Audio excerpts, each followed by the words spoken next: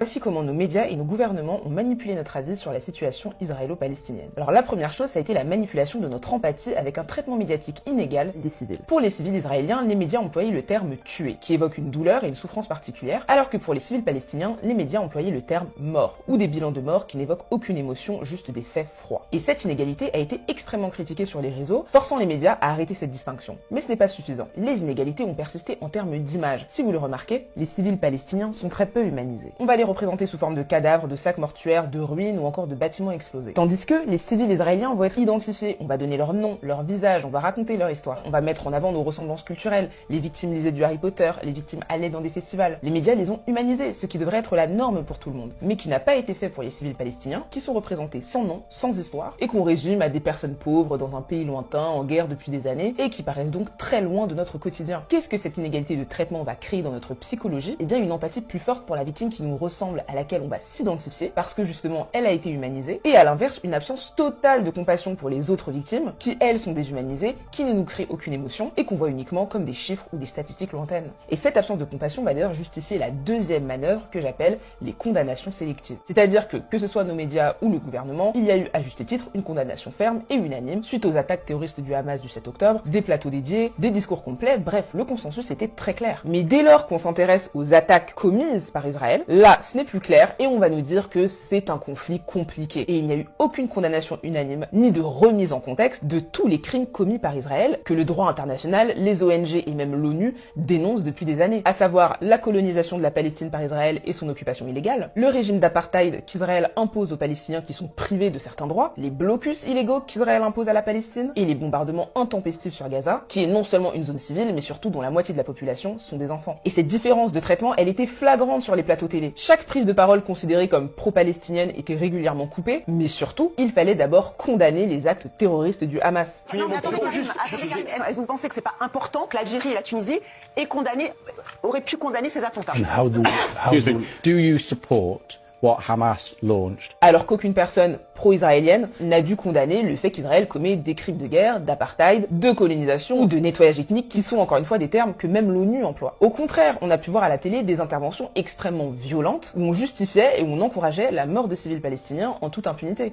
Mais honnêtement, je n'ai rien à faire de ce qu'ont devenir les 2000 personnes à Gaza. Israël aujourd'hui a le devoir de répondre de manière la plus impitoyable qu'il soit. Et d'un point de vue gouvernemental, ça a été la même chose. Quand Israël a décidé de faire un blocus sur Gaza, couper eau, nourriture et électricité aux civils gazaouis, il n'y a eu aucune condamnation ferme de la part d'Emmanuel Macron, qui pourtant avait été le premier à condamner fermement la Russie lorsqu'elle avait fait la même chose à la population ukrainienne. D'ailleurs, si vous regardez bien dans tous ses tweets, Emmanuel Macron n'incrimine jamais Israël. Même lorsqu'il tweete en disant qu'il veut ouvrir un couloir humanitaire, eh bien il ne condamne pas Israël et ses bombardements intempestifs sur des zones civiles, qui sont la raison pour laquelle il faut un couloir humanitaire. Et encore une fois, qu'est-ce que cette inégalité de traitement crée dans notre psychologie? Eh bien les actes d'Israël ne sont pas condamnés, ils sont donc passés sous silence et sont perçus comme non responsables, alors qu'en face, on résume la situation palestinienne au Hamas, au terrorisme et à une condamnation unanime. Ce qui a permis de créer un raccourci vicieux dans l'inconscient des gens, Palestine égale terrorisme. Et la conséquence, c'est la troisième manœuvre, à savoir le droit sélectif à la parole. Car en effet, le résultat, c'est que toute compassion ou soutien pour la cause palestinienne va potentiellement être considéré comme de l'apologie du terrorisme. On l'a vu avec Karim Benzema, qui a tweeté un soutien aux civils palestiniens et qui a directement été accusé par le ministre de l'Intérieur d'être un soutien des frères musulmans. Tout ça sans preuve, je pense qu'il est important de le dire, et vous avez même des élus qui ont proposé sa déchéance de nationalité et le retrait de son ballon d'or. Et cette criminalisation des soutiens à la Palestine, on l'a vu aussi avec les manifestations. Les manifestations en soutien aux civils israéliens ont été autorisées, ce qui est normal, mais pour les manifestations en soutien aux civils palestiniens, le ministre de l'Intérieur en personne a demandé à ce qu'elles soient systématiquement interdites pour risque de trouble à l'ordre public. Alors heureusement, le Conseil d'État a fini par s'y opposer et une manifestation a donc pu se dérouler. Mais ça prouve quand même le raccourci que notre propre gouvernement a fait en estimant qu'une compassion pour les civils palestiniens signifie trouble à l'ordre public, c'est-à-dire violence, délinquance, et c'est encore une fois une forme